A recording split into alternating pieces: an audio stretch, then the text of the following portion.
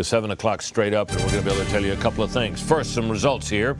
In the state of Vermont, now this is no surprise at all, Fox News projects that Barack Obama will carry that state. In the state of Kentucky, a border state, never really in doubt or contested this year, we project John McCain, the winner in the state of Kentucky. Georgia, a state where Barack Obama was thought to have a real chance, too close to call. Virginia, a state everybody's watching, too close to call at this hour. Similar situation in South Carolina. We rate that state too close to call as well. The same thing for Indiana presidency. However, we are able to tell you something about the race in Indiana for governor. And Fox News projects that the incumbent Republican Governor Mitch Daniels, a former Bush budget director, will win over Jill Long Thompson. This is the second time, I believe, that they've faced off in this race.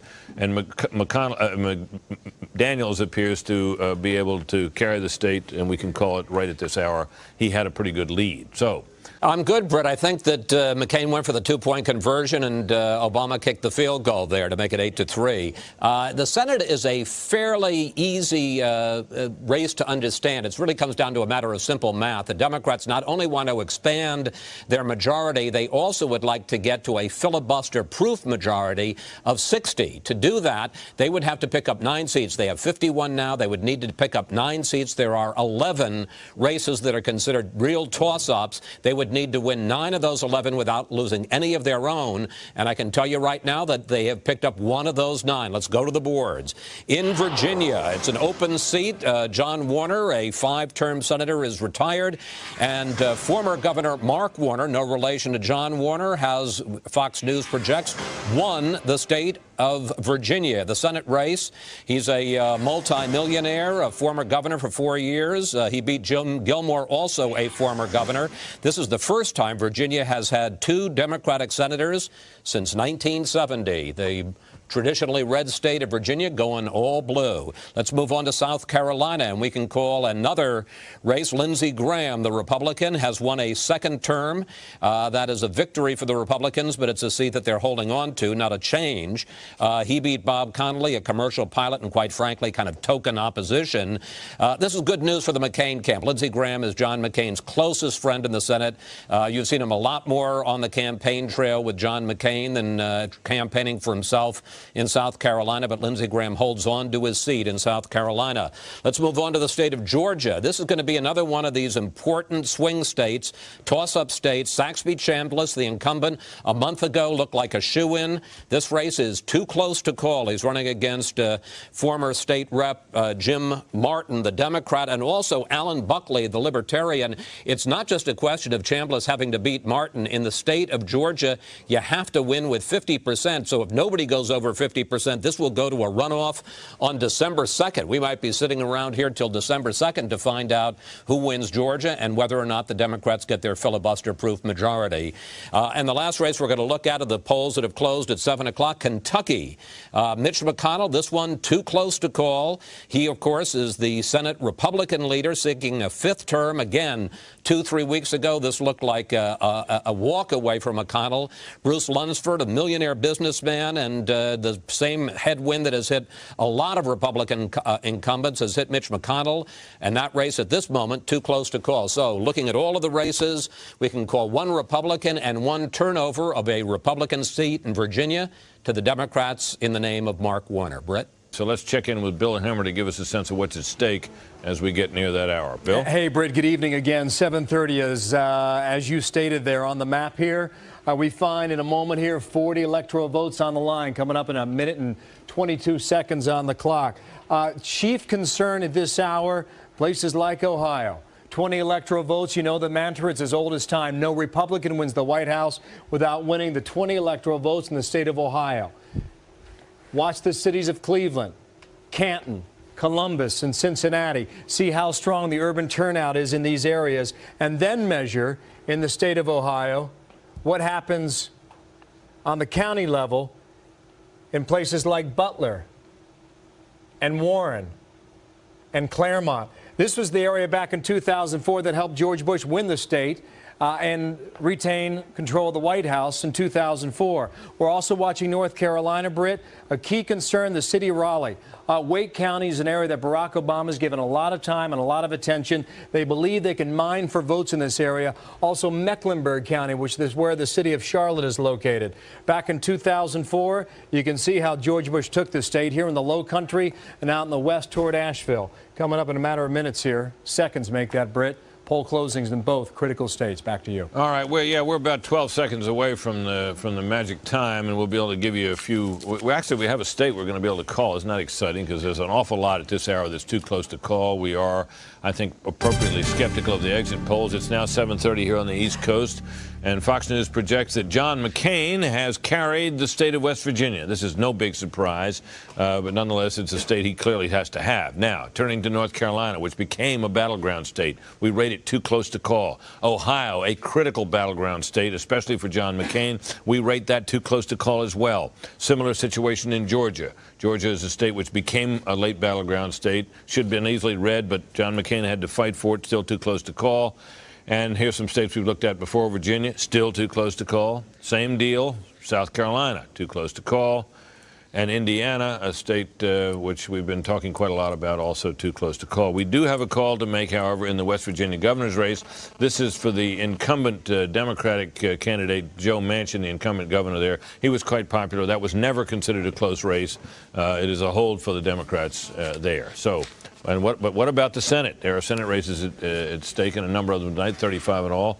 Chris Wallace has the latest on that. Chris? You bet, Brett. We have calls in, one call and one too close to call in the two Senate races that closed at 7:30. Let's go to the boards and take a look at them. First of all, in the state of West Virginia, we can project that Senator Jay Rockefeller, the incumbent senator of West Virginia, will win a fifth term in the Senate. He had token opposition, Jay Wolf, who is an insurance agent who owns his own insurance company. We're sure that it's a very good company to belong to, or to have your insurance from, but it wasn't enough to get him elected the senator from West Virginia. And to give you a sense of just what a problem Jay Wolf faced, the Republican Party has not won a Senate race in West Virginia since 1956. That's right. Jay Rockefeller continues that streak tonight with his fifth term in the Senate from the state of West Virginia.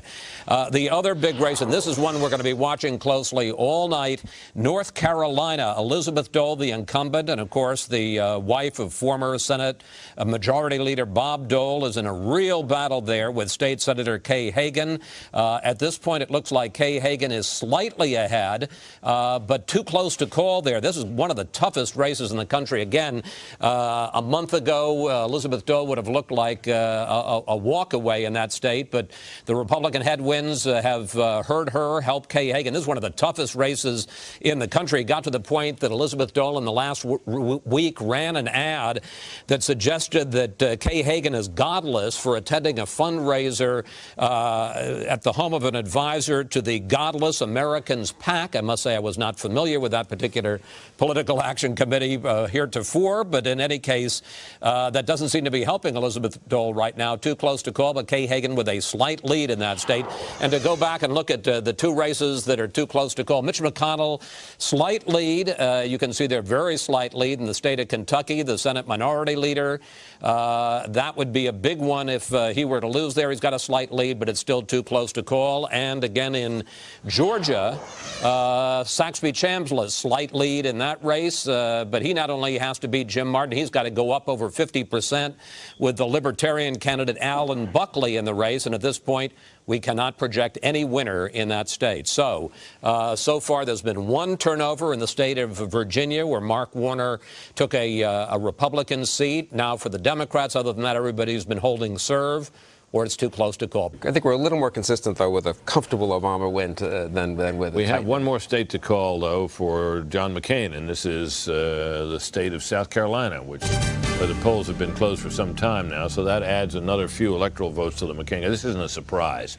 On the other hand, if it had gone the other way, that would have been a surprise. Anyway, so onward and forward. Sitting here at the anchor desk on election night, it is now 8 o'clock on the East Coast. Polls are now closed in 15 states, worth a combined 171 electoral votes. We call Massachusetts, no surprise here, for Barack Obama. We also call Barack Obama. That also not a surprise. His home state of Illinois, not a surprise, but a big state for Obama. The District of Columbia, this is really not a surprise for Obama. Connecticut, Barack Obama.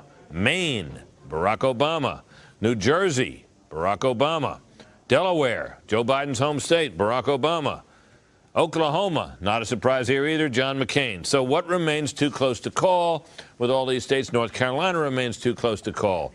Ohio remains too close to call. Virginia remains too close to call. Georgia remains too close to call. So likewise does Indiana. So does Florida at this hour, although the polls, of course, closed there. And Missouri is too close to call. And the big prize, really, if you're a strategist for McCain, Pennsylvania, too close to call. That's a state that McCain made a last-minute effort in to offset possible losses in states like Virginia and Indiana, should he lose either or both of those two. Now you see that the electoral count has changed around. Barack Obama there, left-hand side of your screen, now with 77 electoral votes to John McCain's 28. That's really a function of the size of the states that have closed. Many big ones yet to come. Plenty of possibility, at least, possibility for that to tighten. So, Chris, back to you. I hope you can do a better job of filling this segment out now when these Senate calls. Well, I will try to vamp for a few seconds. Hey, whiz. Again, just to put this in context, the Democrats looking to pick up seats. They're especially looking to pick up 9 seats total net overnight so they could get to the filibuster-proof majority of 60. They've picked up 1 in Virginia. We've got a bunch of 8 o'clock races to call, and let's go right to the boards. First of all, in the state of Oklahoma, James Inhofe, the incumbent, has won a 3rd full term.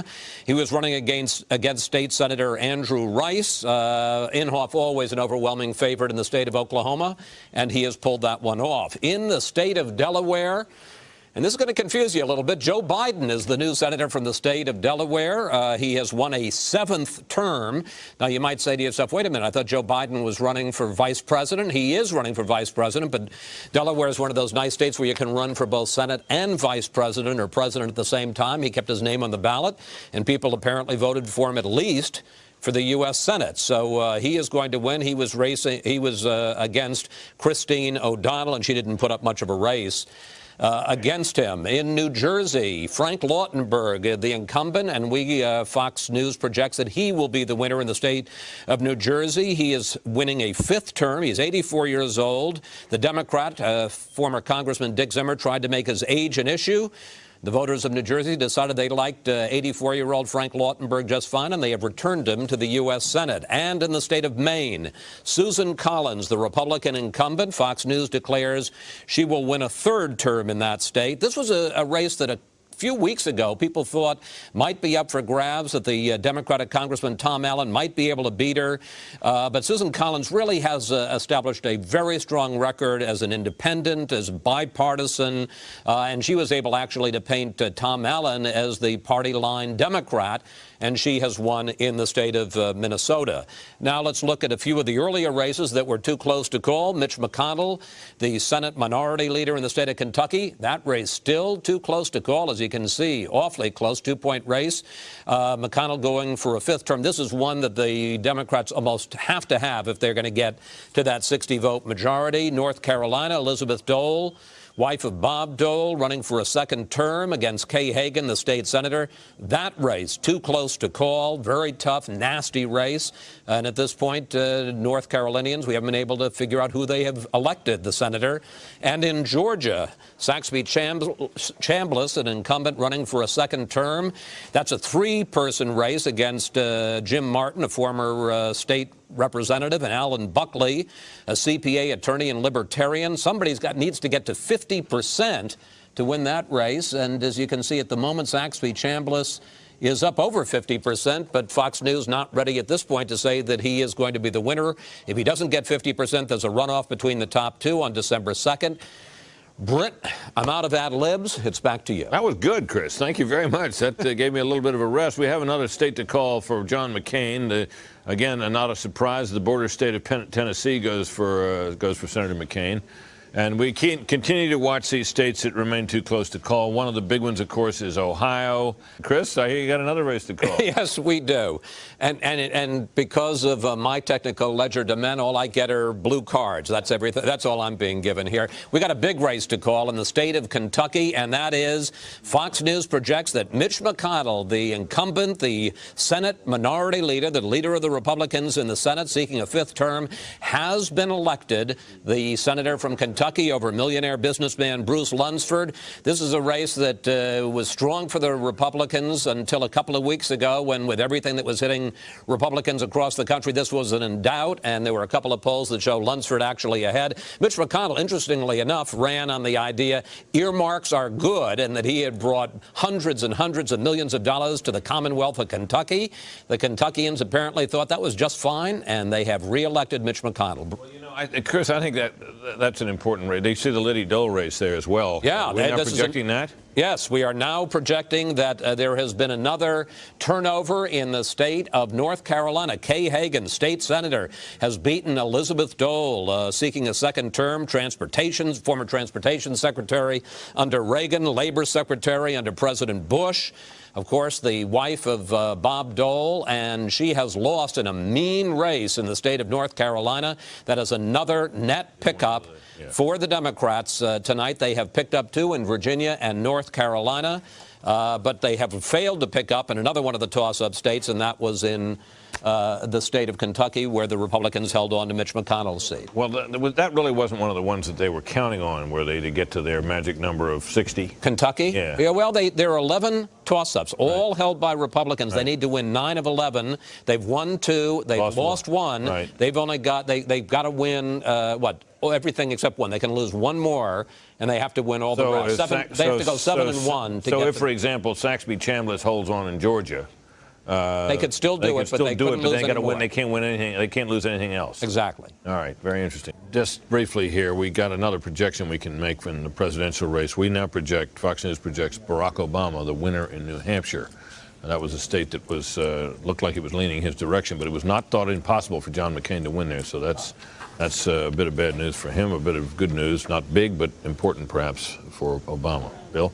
Thanks, Britt. We have another call, and it's a big call in a Senate race. Let's go right to the board, and you'll see that in the state of New Hampshire, Fox News projects a turnover in that state, that the incumbent John Sununu is going to fail in his effort for a second term in the U.S. Senate. You can see there Jeanne Shaheen, the former governor, winning by a large margin. This is a rematch of a very close race 6 years ago in which Sununu beat Shaheen. This time in the rematch, Shaheen beat Sununu. Interestingly enough, Sununu tried to separate himself from the Republican Party. He fought for changes in the Patriot Act to protect privacy rights. He opposed 2 energy bills in 2003, 2005. He was the first Republican in the Senate to call for the dismissal of Attorney General Gonzales. It seems to have done him no good, though, in Democratic-leaning New Hampshire. The Democrat Jeanne Shaheen beats the Republican John Sununu, and that now means that there has been a net pickup of 3 seats for the Democrats tonight in the states of Virginia, North Carolina, and New Hampshire, plus 3. If they began the night with 51 seats, at this point they have 54. At the electoral map as we now see it over on the wall here, and as you can see, the Obama lead now in electoral votes has expanded to 103 to 39, and we're about to expand it even further because we are now calling Pennsylvania for Barack Obama. This is a very hard one for the McCain camp to swallow tonight because it bet on Pennsylvania as a place which, if it could just steal it and put it in the blue column, it could hold off the Obama surge in other areas and perhaps afford to lose a few red states. Now that possibility is taken away, and the situation for Obama has markedly improved. It is now 8:30. Polls have closed in a number of places. We declare the state of Arkansas will go for John McCain, and we're now going to, and as you noted, we've called Pennsylvania already for Obama. North Carolina, though, too close to call. Virginia, also still too close to call. Pennsylvania, as we've noted, it says too close to call there, but we now have called that. Ohio, we're still too close to call. Missouri, likewise, too close. Same deal with Florida. Same deal still with Indiana. Same with Georgia. All of those states remain too close to call. But the big one, of course, is Pennsylvania, where, as we've noted, a major effort was made by the McCain campaign during the closing days on the hopes of an upset there.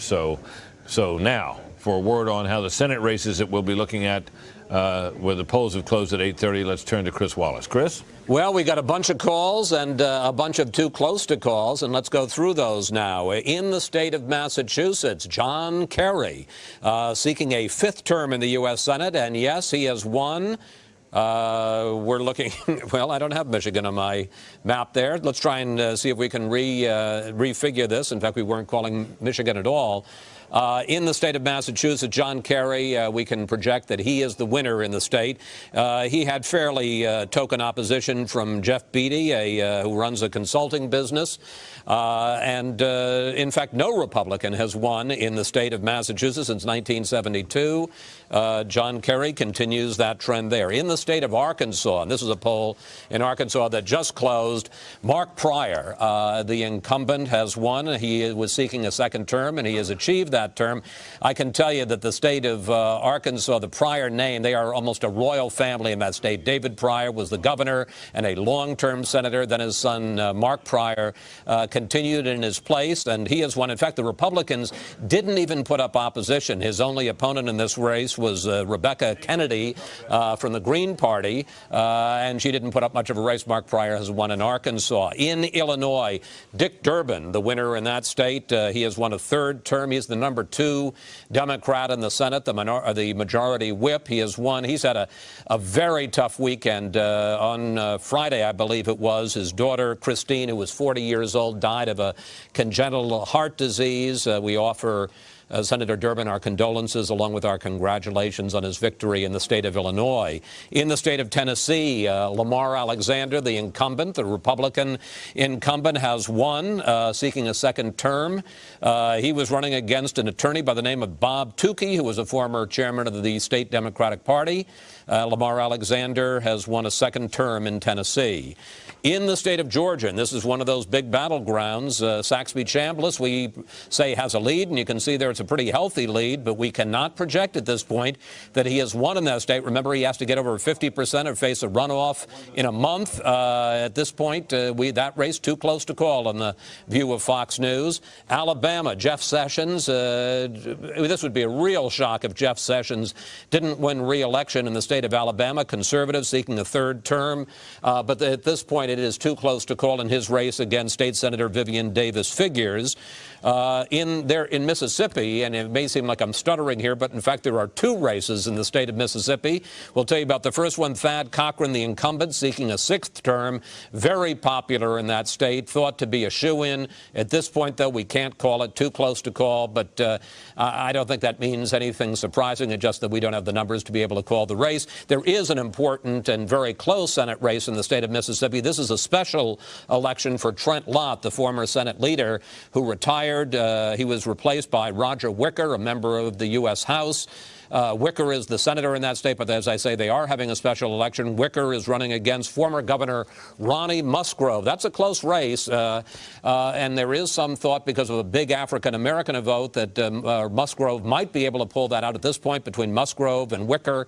Too close to call, Brett. So at this point, no turnovers in any of those races we're calling at this point. So how's that for a guesstimate? But it looks like we have a call to make.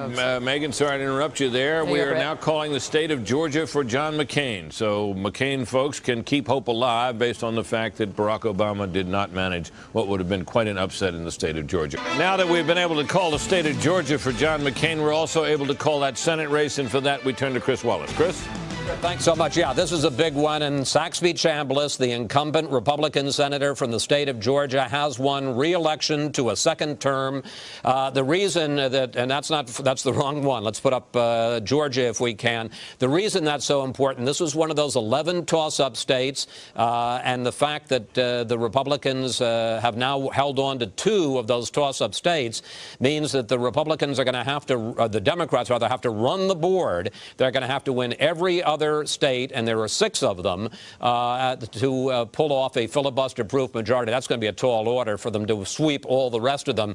But as we can see here, in a 3-man race in the state of Georgia, Saxby Chambliss has won. There'll be no December 2nd runoff. We project that he's going to win, and win by more than 50% of the vote. So that means that 2 Republicans, Mitch McConnell in Kentucky and Saxby Chambliss in the state of Georgia, have both held on to their seats in toss-up races. That the Republicans would only need 1 more victory to ensure that they will have their filibuster ability in the House of, rather in the Senate, for the rest of the term, unless some of the more moderate Republicans drop off on an individual vote and go with the Democrats. Jonathan, thanks very much. So let's check in now with our correspondent Brett Baer, who is in this studio. It's really not much of a studio, but with electronics, they've made it look pretty special. Brett's down there. This is the Balance of Power studio. You see all that stuff behind him? It's not really there, is it, Brett? Not really here. It's a big green box, but looks good, doesn't it? Cool. Let me tell you about some House races, Britt, that we are going to call. Fox News can now project in Florida 24 that incumbent Congressman Tom Feeney will, in fact, lose his seat to Suzanne Kosmas. She's a realtor, small business owner. Feeney was plagued with ties to disgraced lobbyist Jack Abramoff, who, of course, cost Republicans a lot of seats last cycle. Democrats put a lot into this race. Kosmas is going to pull off this win. Then in Florida 13, we can see that Vernon Buchanan, the incumbent Republican, is going to hold on to his seat. This was going to be tight. Christine Jennings, running a race down there, but now Buchanan has pulled away, and he will return to the Congress. The thing we're watching here in the Balance of Power studio is just that, how things add up for Democrats and their control going into the 111th Congress. As we started the night, the numbers were this, 236 to 199. And throughout the night, as we make these calls, and there is a net gain for either Democrats or Republicans, you'll see it on the board right here, and you can see that net gain for Democrats. Kosmas is just clicking in, and we'll monitor that throughout the night, Britt, and let you know how Nancy Pelosi, the House Speaker, will approach her new Congress come January. We call it, you're going to want to wait around, and what we just, we've got 15 states the polls have closed, and we call Wisconsin now. We believe that Barack Obama has carried the state of Wisconsin, unless I'm mistaken. We don't have the check mark next to his name, but disregard that. New Mexico, we call for Barack Obama as well. That was a Bush state, so that's a switch into the Obama column. North Dakota, we believe John McCain will hold on there. The Obama forces really thought they had a chance out there. We think McCain is hung on there. We also believe that he is hung on, as I guess we've told you before, in the state of Kentucky. Let's look at this next one. This is interesting. This is... Well, we seem to be stuck on this board, and we'll wait for it to switch. There we go. Minnesota, Barack Obama carrying Minnesota. That should help Al Franken a bit in his Senate race out there. New York, no surprise there, though it's a huge state. Rhode Island, Obama, no surprise there. Michigan, Obama, that was not a contested state in the latter stages of this campaign. And Wyoming, a state that I don't think Barack Obama ever went there, and that's a state that John McCain seems to have carried fairly easily. North Carolina, we're still looking at that as too close to call. Similarly, Virginia, even though it's now been 2 hours since the polls closed, still too close to call. McCain ahead a bit there. Ohio, it looks too close to call. You see Obama enjoying a lead of a couple 100,000 votes, but that's early. Oh, no, we're calling it for Obama. Excuse me. Ohio for Obama. All right, there we go. Missouri, still too close to call. Florida, let's look and see whether they've called it or not. Nope, they haven't called it. Still too close to call. Indiana, the state Republicans used to own, too close to call 2 hours after the polls closed. We did not call Ohio. I apologize, folks. I'm told that we are not calling Ohio, that the check mark was misplaced. Maybe it was the one that was supposed to go to Wisconsin that ended up in Ohio. But, you know, we got a lot of maps and stuff to fool around with here tonight, so you don't, you know, every now and then somebody puts a check in the wrong place, and look what happens. So you might be able to tell us about it, 9:05 and 40 seconds. Well, we do. A whole passel of Senate races have come in now that we can call at 9 o'clock. Just to recap, the Democrats started out tonight with 51 seats. They have picked up 3 seats from the Republicans so far tonight in the states of Virginia, North Carolina, and New Hampshire. Let's look at the boards at 9 o'clock tonight. In the state of Michigan, Carl Levin, the incumbent, expected to cruise to an easy victory, and he has, winning a 6th term term. Carl Levin, a very important man on Capitol Hill. He's the chairman of the Senate Armed Services Committee, and he's going to play an important role for 6 more years. In the state of Wyoming, and there are 2 races in Wyoming. This is the first one. This is the special race because of the death of Craig Thomas, the Republican incumbent who died of leukemia last June. Senator John Barrasso was named. He's the incumbent. He was appointed by the governor to fill out Craig Thomas's term until they could hold the special election. Now Barrasso has won. He has beaten Nick Carter, a criminal defense attorney, and so he wins in the state of Wyoming. In the other Senate race, and this is the regular Senate race for a full 6-year term, Mike Enzi, the incumbent, seeking a 3rd term. Fox News projects that he has won in the state of Wyoming against Christopher Rothfuss, who is an instructor at the University of Wyoming. Enzi was considered one of the safest Republicans up for election this year, and in fact, he has lived up to that and won in the state of Wyoming. In Kansas, the longtime and very respected senator from that state, Pat Roberts, the incumbent, seeking a 3rd term. He has won. Fox News projects in a race against former Congressman Jim Slattery. Just to give you a sense that it's not bad to be a Republican in the state of Kansas, no Democrat has won a Senate race in that state since 1932. Pat Roberts defends the Republican control of the Senate from the state of Kansas. In the state of South Dakota, and this is an interesting race, Tim Johnson has won re-election to a 3rd term. Why is it interesting? You may remember in December of 2006, just after the Democrats took control of the Senate, Tim Johnson suffered a near-fatal brain hemorrhage. He was in the hospital for weeks. It took him 9 months to return to the Senate. He still generally operates out of a wheelchair, although out of pride, he walks in on crutches into the Senate. When he goes there, there was some question in the state of South Dakota whether or not he was up to another 6-year term. The voters of South Dakota said absolutely, and Tim Johnson, according to Fox News, wins his 3rd term. In the state of New Mexico, and this is one of the big ones, Tom Udall, the congressman, beats Congressman Steve Pierce, according to Fox News. The reason this is a big one, this is a Republican seat. It's an open seat. Pete Domenici, the long-term Republican senator from the state of New Mexico, has retired. And in that open seat, Tom Udall has turned a long-time Republican seat to the Democrats. That's another pickup for the Democrats in the state of New Mexico. In Alabama, we can finally call, and this was not a surprise, only surprise was we didn't call it earlier, Jeff Sessions, the very popular conservative senator from Alabama, seeking a 3rd term. He has beaten State Senator Vivian Davis Figures. And then we have 2 other races. These are too close to call. Thad Cochran. Well, no. Now we can report that Thad Cochran has won, and this was a surprise to me that this didn't go faster. Thad Cochran, very popular, seeking a 6th term. He had brought billions of dollars into Mississippi after Hurricane Katrina.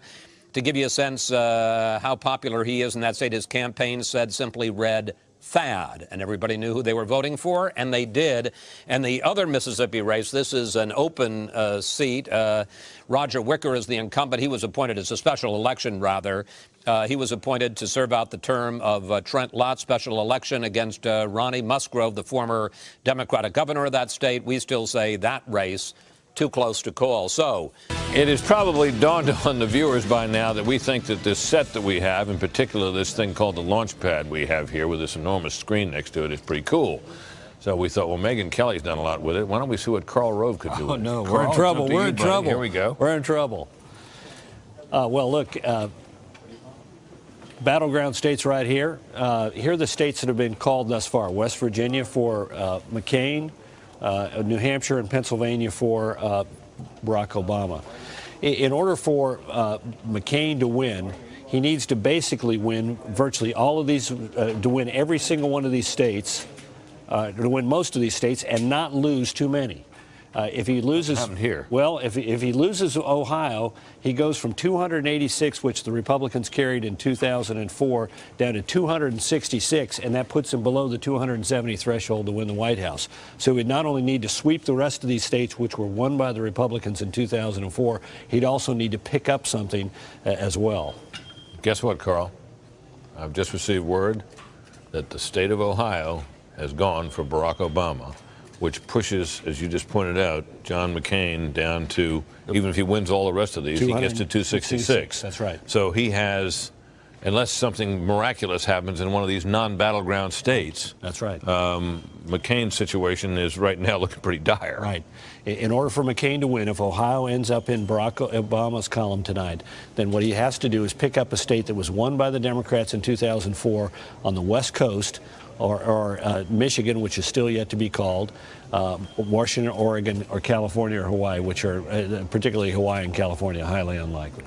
So this is the kind of thing that was thought might occur on this election night, that we would have McCain hanging on to some of these red states, not making any real inroads, not flipping any state from blue to red, and Obama making the kind of inroads we've begun to see in some of these states, New Mexico being the best example right now, and now Ohio. Ohio is the big one, isn't it? Ohio has been the linchpin of Republican election success going back a long time. No Republican has ever been elected while losing the state of Ohio. And already tonight, by losing 5 electoral votes in New Mexico, Senator McCain went from the 286 that were won in 2004 to 281. This now drops him down to 261.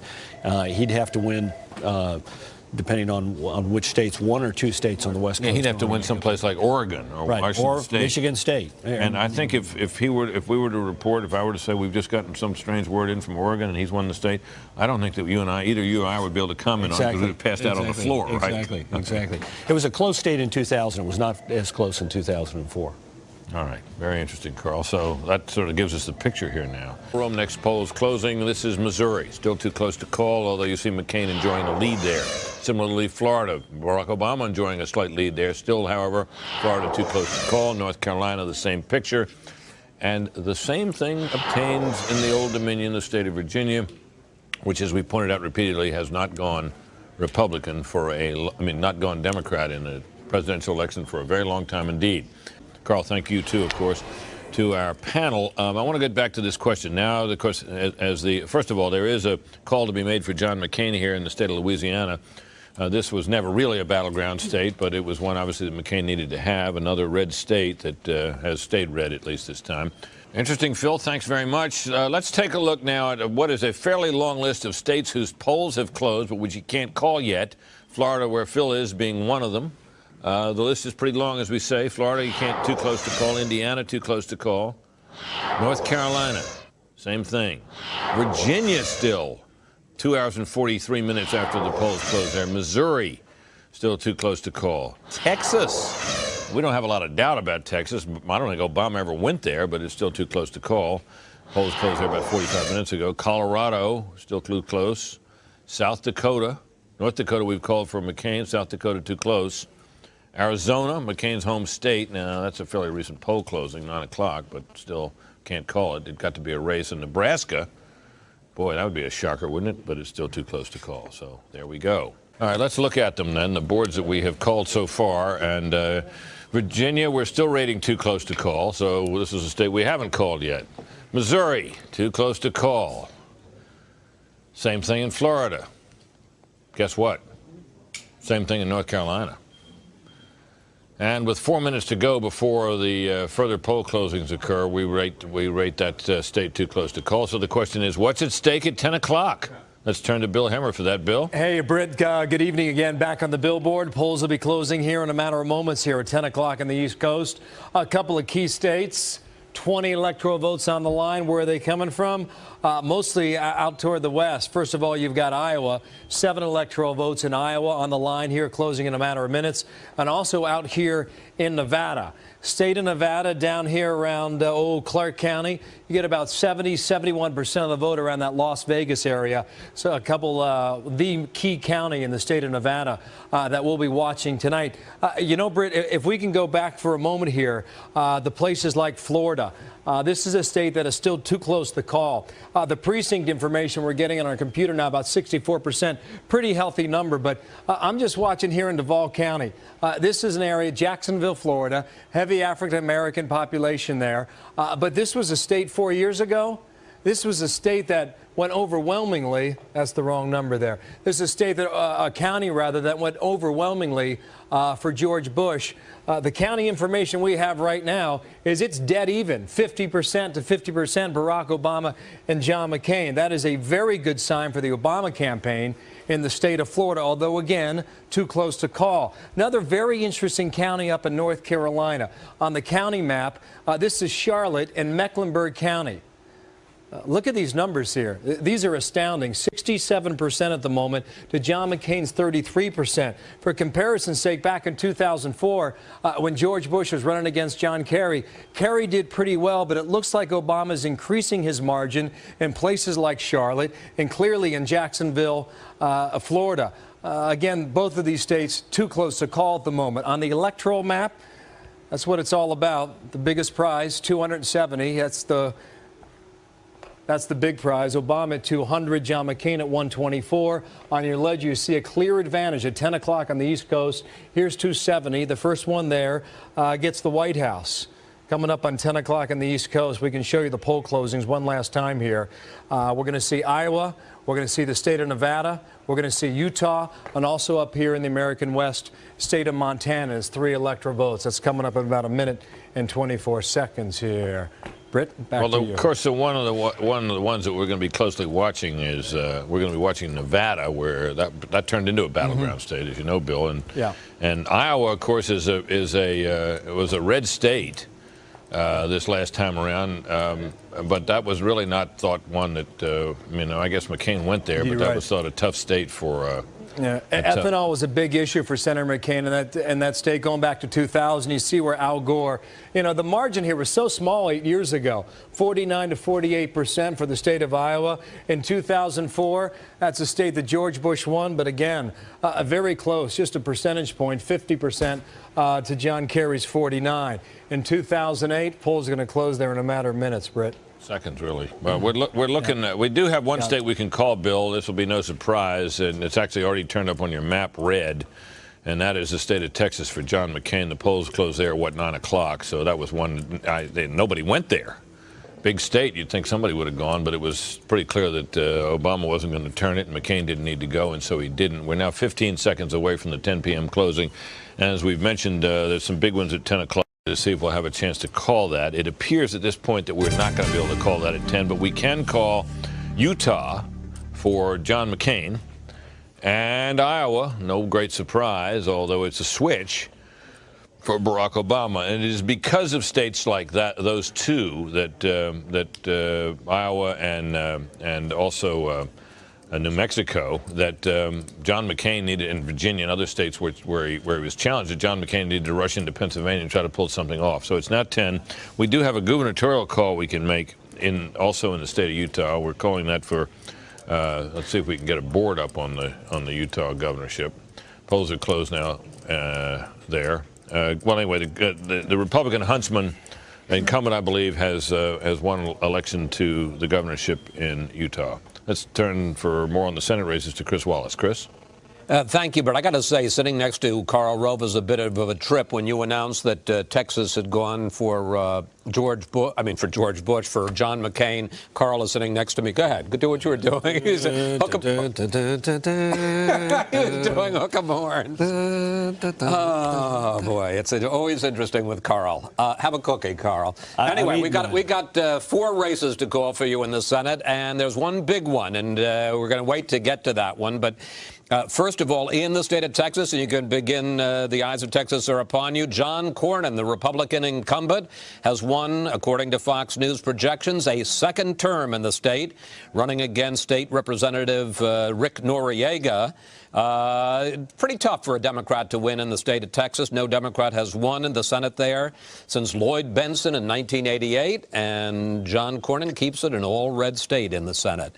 In the state of Montana, Max Baucus, the incumbent, seeking a 6th term, and he wins it. He's an important man on Capitol Hill, chairman of the Senate Finance Committee. He was running against a fellow named Bob Kelleher, who had run at least 16 times as a Democrat, a Republican, and a Green Party member over the years. He didn't win as this time. In Iowa, the incumbent, Tom Harkin, liberal Democrat, seeking a 5th term. He beats Christopher Reed in his first run for public office. Let me just quickly say one thing here. This race got a little nasty. In the last debate, Reed accused Harkin of being the Tokyo Rose of al-Qaeda and Middle East terrorism, providing aid and comfort to the enemy by calling for a withdrawal of troops from Iraq. The voters of Iowa were not persuaded, and they have reelected Mr. Harkin. And this is the big one. In the state of Mississippi, in that special election, Fox News now declares that the incumbent senator appointed to fill out the term of Trent Lott has won in his own right. He has beaten Ronnie Musgrove. Yeah, there's no check mark there, but we call it for Roger Wicker. And the significance of that is that means that unless the Democrats pull off an upset in one of the states that was not a toss-up, they are not going to get to the magic number of 60 because the Republicans have held on to 4 of those battleground states. So at this point, the Democrats are up 4 on the night. Now, this is a new one. Let me just ask, are we calling the state of Colorado? No, we're not calling the state of Colorado, but it's nice to look at the pictures of Bob Schaefer and Mark Udall. And, Chris, let's get back to you for further word on the Senate situation. Yes, and because of we had our own technical mess-up and because of a problem in communication, I've got to update the race in Mississippi, so the Republicans are going to have to wait a little longer to stave off that filibuster-proof majority. We are still saying, although you can see that Roger Wicker there on the right, the incumbent, has a big lead, we are saying that race is too close to call. We're not. Fox News has not projected it for Wicker. Too close to call in the state of Mississippi. Let's go on to Colorado. Those 2 nice-looking men, Mark Udall and former Congressman Bob Schaefer.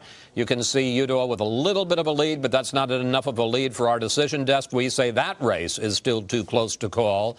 And let's also go to Louisiana. We're saying that in that state, that's an interesting state because that was the one Democratic seat that seemed to be in a little bit of jeopardy. Mary Landrieu, the incumbent seeking a 3rd term, has a bit of a lead there, but we're not saying that she's got wrapped that up yet. State Treasurer John Kennedy, who in fact was a Democrat, and a fellow I know named Karl Rove helped recruit him for the Republican Party.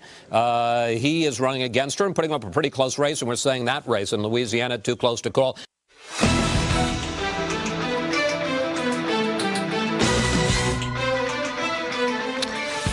One race we can call now in the presidential race is Mississippi. We declared John McCain the winner there. We await with some interest, of course, the result of the Senate race there, which remains too close to call. But if it went Republican and Roger Wicker is the incumbent, if it went Republican, would end the Democrats' chances of getting to the magical 60-vote, no filibuster majority. There you see our electoral map there, the current state of the electoral count.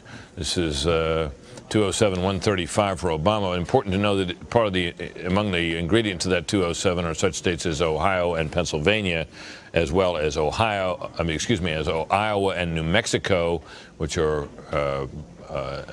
like Ohio, red states that Obama has turned in his direction, depriving McCain of what he really would have needed to pull this off. So the odds look long for John McCain, as we've been pointing out. So let's turn now to discuss. We got a little call to make here now. This is Nebraska. We're calling for Senator McCain. We're allocating 3 of the 5 electoral votes to him right now from that state. That's a state that does not have a winner-take-all system. So it appears McCain, by virtue of, well, you see it's 52-46 now. Where we project he'll end up, he'll get 3 of the 5. That's one of the few states in the country where it's not winner-take-all in the electoral votes. In the meantime, let's check in with a balance of power report from Brett Baer, who's keeping an eye on the House of Representatives. Brett? Hey, Brett, we have a number of races that Fox News can now project, and they are seeing some turnovers in the parties that are holding those seats. First, a bit of a surprise for Republicans. Chris Shays going down in Connecticut 4. They really hoped that Chris Shays could hold on to this seat, but Jim Himes, the Democrat, picks it up. Shays had two close races. The last two races he had, he was going for his 11th term. He falls and now will not return to the House of Representatives. Kentucky 3rd. This is Louisville, Kentucky, a district that encompasses the whole city there. Representative John Yarmouth holds on against former Representative Ann Northup, and she was trying to get that seat back. That's another rematch from 2006. In Georgia 8, Representative Jim Marshall, Democrat, holds on. He'll be going in for a 4th term. Republicans really believe that former Air Force General Rick Goddard had a shot here. Jim Marshall, a very conservative Democrat, has managed to hold on in this mostly rural area of middle and southern Georgia. In Florida 13, Vernon Buchanan, the incumbent Republican, going back for a 2nd term. That race not that close in the end, although it seemed it would be at the beginning. In Florida 8, this is a pickup for the Democrats. This district includes parts of Orlando, surrounding Orange County, Walt Disney World.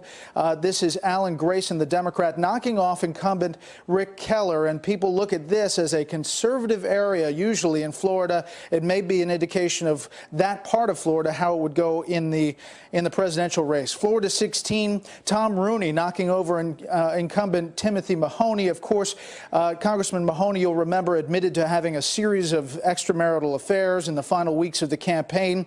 Rooney managed to pick up this seat. This is a Republican pickup. Then you have Illinois 11. This is an open seat. Jerry Weller, Republican, retiring, and that is a pickup for the Democrats. Illinois State Senate Majority Leader Debbie Halverson beating Martin Ozinga. Republicans thought they had a shot there as well. New York 13. This is a special election. Vito Fossela's seat. You'll remember he did not seek re-election after a DUI arrest and also admitting an extramarital affair. This is a pickup for the Dems. Mike McMahon picking this up, New York City Councilman. Pennsylvania 4, Jason Altmaier, the incumbent, holds on against Melissa Hart. And finally, New York 20, Kirsten Gillibrand, the incumbent, holds on there as well. So as we look at the balance of power, we'll be looking at the net gain for Democrats and how that translates in the 111th Congress. We started the night, you may remember, at 236 to 199. And as we've been calling these races, the different gains for Republicans and Democrats right now, you can see the Democrats have picked up 4 seats, and the gains are continuing. If they get over 25, which is possible, they will do what no party has done since the Great Depression, which is win more than 25 seats, 2 back-to-back elections. You'll remember back in 2006, Democrats picked up 30 seats. So we'll be watching it the rest of the night as these House races come in. We also can make a call here in this governor's race that we've been watching in North Carolina. This is the Democratic candidate, Bev Perdue. She was kind of expected to win, although Pat McCrory, who I guess is the mayor of Charlotte, as a conservative and up-and-coming Republican. We may hear more from him in the future, but not tonight. He has lost that race for the governorship of that state now. Well, Britt, we do have one call to make in the state of Nebraska. Mike Johans, the very popular former mayor of Lincoln, Nebraska. Then he was the governor, and then he became Secretary of Agriculture to President Bush.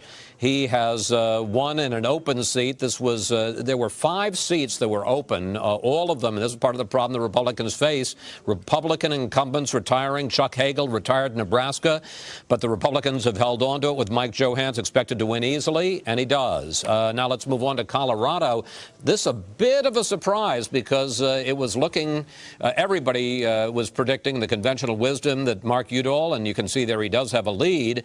Fox News says this race, though, is still too close to call. That was another open seat. The Republican incumbent Wayne Allard retiring. Udall, a congressman, and the son of former presidential candidate and Arizona Congressman Morris Udall. You can see a little family resemblance there. With a lead, but still too close to call. In the state of Louisiana, and this is an interesting one, the incumbent Mary Landrieu going for a 3rd term. This was the one Democratic seat that was thought to be a little bit shaky, where the Democratic incumbent might lose to a Republican.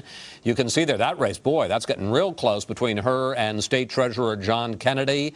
And Karl Rove tells me that you have to get 50% there. There is a third person in the race, so even if Landrieu won, if she didn't get to 50%, there would have to be a runoff in the state of Louisiana. And finally, in Mississippi, in that special election there, the incumbent Roger Wicker, who was appointed to replace the retiring Trent Lott, he's now actually running in a special election against former Democratic Governor Ronnie Cosgrove. You see he's got a pretty sizable lead there, but we are still looking at various precincts, and we say still too close to call in the state of Mississippi. We do, however, have a state to call we've been holding back on low these many hours, and that is the Old Dominion, the state of Virginia. Fox News now projects, even though we don't have the check mark ready yet, that Barack Obama has carried the state of Virginia. That's the first time that has happened for a Democrat in, what, 44 years since Lyndon Johnson. There it is. There it is, the check mark, since Lyndon Johnson won that tremendous landslide over Barry Goldwater all those years ago. A tremendous achievement, obviously, for Barack Obama, having peeled off a state that not too many years ago people would have thought would be not only difficult, if not impossible for a Democrat, but very difficult indeed for an African-American Democrat. We can now call the state of South Dakota for John McCain. That obviously will be some little limited welcome news for him late on an election night when his own people are saying that they cannot see and have not been able for some hours to see any path that would take them to victory. So we're coming up on 11 o'clock, and as we do when we're approaching an hour, let's turn to Bill Hemmer and his magic map to see what's coming up at 11. Bill? Hey, Britt, good evening again. 11 o'clock on the East Coast, 8 a.m. on the West Coast. In a matter of moments here, 3 minutes and 20 seconds, as a matter of fact, 81 electoral votes at stake. And the big chunk of the pie coming from the Golden State in California, 55 electoral votes. Now, when we started this night, Britt, we did a little what-if scenario. We did a baseline for the electoral votes that we believe were projected for Barack Obama and John McCain. At the moment, Barack Obama's at 220. John McCain's at 141. On this ledger, you can see in the upper corner just how far we've gone, or how we've come actually throughout the night. Barack Obama's here. He needs to get to 270. He is awful darn close. And just for the sake of this discussion here, if you go to our what if column, you go to our what if, and now you're looking at Obama here in California. If he were to take that state, that would put him over the top. Now, polls are still open, a couple more minutes to go, but that's a what if scenario that we laid out at the beginning of the night. And at the moment, pending the outcome in California, this may turn out to be a very good night for Barack Obama, pending the outcome there in California. Britt, the other thing we looked at earlier in the night was the counties in northern Virginia. This was an area that John McCain knew he had to keep the overall vote total down and try and offset some of the strength for Barack Obama. Boy, we can drill down in some of these counties here. Fairfax County, that went for John Kerry 4 years ago. Not much of a surprise here, but Loudoun County, it's going for Barack Obama. Prince William County, similar story. Barack Obama up 11 points. And now you start to see how this state of Virginia was called for Senator Obama just moments ago. Again, poll closing coming up here, 11 o'clock on the East Coast. What, about a minute 29 for my friend Britt Hume to fill now. In fact, I live out in that area near Loudoun County, Bill, and I can say that that is a county that is rapidly changing with a growing influx of new residents, many of them working for the technology companies that have been built in such number out near Dulles Airport and out in that direction. That's all out west of Dulles Airport and so forth. And so that's a place where you really do see the changing politics reflecting changing demographics. And I think that's the story in many parts of the country where Barack Obama is doing well tonight. To make the point, just watch the map go from red to blue and blue to red. This is 2004. This is 2000. Look how well George Bush was doing that year, 8 years ago, and all these northern 6 or 7 counties in Virginia. You come to 2008. And really, at the moment, it's a Democratic sweep in these northern 6 counties. And there's your margin of difference in many respects for the state of Virginia. Point well taken, Britt. All right, Bill. Now, of course, we're coming up on what could be a climactic moment here because in just about 25 seconds, the polls will be closed in the state of California. This, of course, is a state which neither candidate contested. McCain because he didn't think he had any hope, and Obama because he didn't think he had any need. This was a state that was like the other 2 states out on the far west coast, We approach the hour. We're about to tell you something that you may have recognized as inevitable. It's now 11 o'clock. We project California for Barack Obama. That will change our electoral board from 220 votes to 275 and make Barack Obama, in our view, President-elect of the United States of America. Thanks, Brett. Before I do that, let me give you one call that we have in a Senate race, and I guess this is one of the few pieces of good news for the Republican Party tonight, and that is, and you can see it there finally, officially, in the state of Mississippi, Fox News projects that Roger Wicker has held on to his seat, has beaten Democrat Ronnie Musgrove. The significance of that, it would seem almost impossible now for the Democratic Party to gain the 9 seats that they needed to get a filibuster-proof majority in the Senate. That means that 3 of the toss-up states in Georgia, Kentucky, and now Mississippi have been held by the Republican incumbents, so it seems like the filibuster-proof majority of 60 has been put to bed tonight. Extraordinarily well done. Let's turn just for a moment. We got a couple of calls we can make. These are state calls, superfluous now perhaps, but I'm sure meaningful to Barack Obama. He's carried the state of Colorado, the state McCain obviously would have liked to have had, and also the state of Nevada. So that completes a picture in which his electoral college majority is now over, I guess, over 2-1 for over John McCain. Well, we got another call to make, as if it mattered. No doubt it'll matter to the people in Florida who have voted to support Barack Obama, rolling his, I guess his electoral total is now up to something like 338 to 155. Quite an impressive victory indeed. It may go a bit higher as the night wears on. So let's go down now to check on the balance of power in the House of Representatives, which has been a busy place tonight. Every single seat has been up, and Brett Baer has been tracking the results down in this studio that it looks like he's in a big room, but as we've noted earlier, he's not. Brett, tell us about it. Hey, Britt. You know, it's interesting, that Florida call. We made the call earlier in the night that Republican incumbent Rick Keller lost his seat down in the Orlando area. That was believed to be a telling sign about how Florida might go in that conservative district, really telling how the state might go, and indeed it has gone for Barack Obama. We have a series of races that Fox News can project right now. Let's start in New York. This is New York 25. Dan Maffei is going to pick up this. The Democrats will pick it up. Jim Walsh retiring after 10 terms. That's a Democratic net gain. Now in Pennsylvania 12, we've talked a lot about this race, and earlier you saw Congressman Jack Murtha, a little premature, we thought, coming out with a victory speech. But he, in fact, will win this race against William Russell. Bill Russell, a former Army lieutenant colonel, thought he had a really good shot after Murtha called Western Pennsylvania a racist area. But Murtha will go back for an 18th term. In Pennsylvania 10, Chris Carney will hold on and go back for a 2nd term. This is a very conservative district, and Republicans believe they had a shot to knock off Carney, thought he was vulnerable, but he will hold on in that district. New York 26, Christopher Lee takes over for the retiring Tom Reynolds. That is a Republican hold in that district. Missouri 6, incumbent Sam Graves managed to hold off former mayor of Kansas City, Kay Barnes, holding that for the Republicans. In Arizona, the 1st district, this is an open seat. Rick Renzi, the Republican, retiring. Ann Kirkpatrick picks this up for the Democrats. Kirkpatrick fared very well with Indian voters, according to exit polls, and that goes to the Democrats. In Louisiana, Bill Cassidy picks this up, knocking off incumbent Don Caziu, and it is a pickup for the Republicans in Louisiana.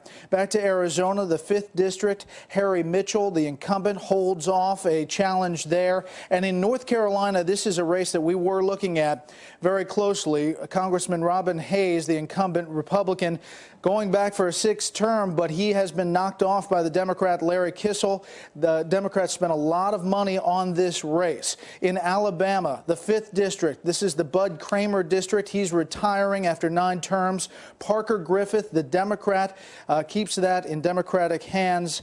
And that's the balance of power we have as of now. Virginia, there you see in Virginia 11, Jerry Connolly with that pickup, and that is an open seat as well. When you look at the numbers in the balance of power, how the House is shaping up, we started the night, we went into the night with this number, 236 to 199. Now, throughout the night, we've been tracking a number of these races, and when we call them officially, it goes into the gain column, the net gain column, and you see it here at plus +8. These are the official calls. However, the Fox Decision Desk can now project what we are seeing as far as Democratic pickups tonight, and that number is going to look like this. It could end up being about 258 Democrats to 177 Republicans. That's a net gain of 25. That would mean that the Democratic Party will have picked up more than 25 seats for the first time back-to-back elections since the Great Depression. That's a big gain. As far as how that operationally changes the House, Nancy Pelosi, some of the Democrats will pick up numbers on different committees, but she will have a bigger cushion to deal with come January. Well, indeed she will, Brett, but I think it's worth noting the huge difference between the House and the Senate, where if you're in the majority in the House, you can set the rules of the debate any way you want them.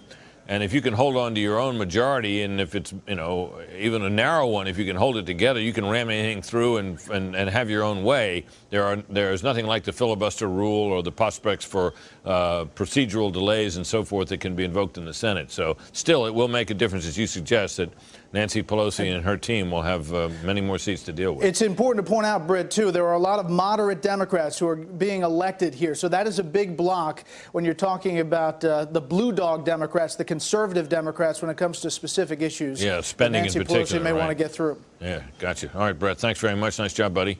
More Senate races to report on, Chris. You bet. We got a couple of calls and one very interesting no call. Let's go first of all to the state of Louisiana. As we had said before, this was one state where the Democratic incumbent might be in trouble. You can see it was an awfully close race, but in the end we think that Mary Landrieu has held on to her seat and won a third term as the Democratic senator from the state of Louisiana. In Colorado, and this is going to be a pickup for the Democrats. Mark Udall, congressman who would serve 10 years in Congress, is now going to be serving, move over to the House. He's won a term as a United States senator from Colorado. As you see, a gain for the Democrats. It was an open seat. The Republican senator, Wayne Allard, had retired, and Mark Udall beats former Congressman Bob Schaefer. And this is one we haven't been talking about much tonight, and that is in Minnesota, the hard-fought race between the incumbent Norm Coleman and the very controversial Al Franken, who was a comedy writer, comedian, Air America, book writer. Very much a liberal gadfly, and that race, although well, you can see there, the reason that doesn't add up to anywhere close to 100 is there's also a third-party candidate, Dean Barkley, who was the former campaign manager to Jesse Ventura, but you can see it's almost a dead heat. Understandably, we're saying it's too close to call. Let me call in Carl Rove. At the billboard. Hey, Brett, we're at the launch pad at the moment here, and it really comes down to this. You turn the red states blue and you win tonight, and that's what we saw for Barack Obama. Let's start down here in Florida, the 27 electoral votes. Now we can come back in the back area here and drill down on the billboard and literally show you how this vote went across the country. 4 years ago, all the states I'm about to show you were Republican. They were red. Now in 2008, they are Democratic and they are blue, and some stunners too. Virginia's 13 electoral votes. I mentioned Florida's 27, Ohio with 20, Iowa's 7. Out here in the West, 9 in Colorado, 5 in New Mexico, and the same for Nevada. If it works for me, Brett, go back to 2004. All those states were Republican. And in 2008, all those states are now Democratic, and they are blue. Talked a lot about Virginia. This state will be examined, and it will be talked about literally to death for months, if not years to come, for how Barack Obama was able to increase his vote total around the Washington, D.C. area. The other thing that people will look at down here in Florida, this I-4 corridor that everybody talked about, you know, back in 2000, we can zero in on it, pretty healthy mix. In 2004, it went more Republican than it was Democratic. And now 2008, you see it shift back again. And you see it primarily in areas like Hillsborough County. That's where Tampa is. Barack Obama getting about 3 points higher than John McCain, enough to take that county and increase his vote total over what George Bush did 4 years ago. I'm primarily interested in what happens eventually in Colorado, too. Now, a lot of the results still coming in. Precincts just about 67%. You see a healthy lead for Barack Obama over John McCain in 8 points. But look in this area right here. Now watch it in 2004 and watch it in 2000. It was much more red than it was blue, and now in 2008, you see where the Democrats start to make inroads. You know, you heard Barack Obama tonight give a major shout-out for his campaign manager, David Plouffe. Brett, you might remember back at the end of August when we were in Denver during the convention, and we were having all these briefings with and David Plouffe came by that day, and we were throwing all these numbers at him. He says, I don't care about these national numbers. What I care about are 14 to 16 battleground states. You know, you can make fun of us and print the headlines and say that we're going to parade our guy out in front of 75,000 people. We don't care about that either. What we care about is getting 75,000 people in a stadium, having them give us 5 different names and addresses that we can contact for potential votes in Colorado. That was their strategy. And in places like Colorado, it's paid off tonight. Brett, back to you. Hey, Brett, sorry. It has been a long night. We just want to recap and bring you up to date. First of all, on the overall count, so far tonight, the Democrats have picked up 5 seats. That means that if everything stays the same, they will have 56 seats in the new Senate, short of the 60-seat filibuster-proof majority, but still a big pickup and a very good night for them. We want to call some races tonight. First of all, and this is one that actually we called a long time ago, but we just lost in the welter of all the business in the state of Rhode Island. Jack Reed, the incumbent, has won a 3rd term as the senator from the state of Rhode Island. He was considered one of the safest Democratic incumbents in the nation, and he won an easy victory there, as you can see, running against casino worker Robert Tingle, 73 to 27. So came up very strongly for Senator Reed. In the state of Idaho, Lieutenant Governor Jim Risch has won. This is an open seat, the seat of Larry Craig, who has retired, and Jim Risch beat former Congressman Larry LaRocco, typically a Republican state, and Jim Risch has held on to the Craig seat. Let's move on to the state of Minnesota. This is one that we may not have a call before we go off the air tonight. This is awfully close. Norm Coleman and Al Franken, as you can see there, about 42% each, dead heat with 82% of the precincts in, and an awful lot of the rest being picked up by Dean Barkley, a lawyer, former campaign manager to Jesse Ventura. This is a very, very close race. And finally, in the state of Oregon, you can see, let's see if we can switch to the state of Oregon. Well, I guess we don't have that board. Senator Gordon Smith, the incumbent, seeking re-election to a 3rd term in a very tight race with Jeff Merkley, the Oregon Speaker of the House. Interesting because Smith has really tried to separate himself from the Republican Party. He voted against President Bush more than any other Republican senator this year. His campaign ads, and this is a Republican, Gordon Smith, actually had pictures of Barack Obama. But Speaker Merkley was said that, no, he was the true Democrat in the race, not Gordon Smith. And as you can see in a state that it went very quickly for Barack Obama in the presidential race, it's a very close race for the U.S. Senate there between Merkley and Smith. Looking at is in Minnesota, the Norm Coleman race and the Al Franken race and the Dean Barkley race. And there you see the numbers. What's behind these numbers? Why can't we call this? And you look at the numbers and you see why. Here is how Senator Obama became President-elect Obama. Some of these key battleground states like Virginia 4 years ago, in fact, all the way back to 1964, they've gone Republican. Now, 13 electoral votes in the Democratic or blue column. Likewise for Florida's 27, Ohio's 20, Iowa 7, and the West, Colorado 9, New Mexico 5, and Nevada 5 as well.